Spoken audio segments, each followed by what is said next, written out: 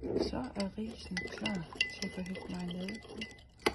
Og hælde dem over i en stor træskål. Man kan også vælge at have et stort fad, så man kan sprede risene godt ud. Så fordeler jeg marinaden hen over risene.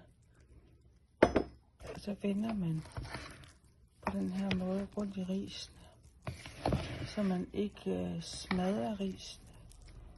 Man får dampen væk fra risene, samtidig med at man fordeler marinaden rundt i risen.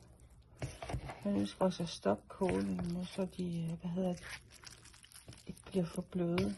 Det handler om, at de er kogt nok, men de skal heller ikke smatte ud ligesom risengrød. Så det her vil jeg fortsætte med at gøre, indtil marinaden er fordelt, og risen er kølet. Man kan godt se, at der kommer en hel lille damp væk fra risen, når man står og ligesom vifter rundt i den. Det tager lidt tid.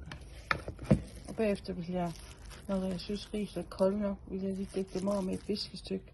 De skal ikke på køl, det har de ikke godt af, så bliver de ligesom hårde og trælte. Så de her ris skal bruges sidst på eftermiddagen. Derfor har jeg kogt dem nu her til formiddag, så de kan nå at få den rette temperatur. De skal ikke være varme, men de skal heller ikke være helt iskolde. De skal gerne være sådan en stuetemperatur, når man er sushi med dem.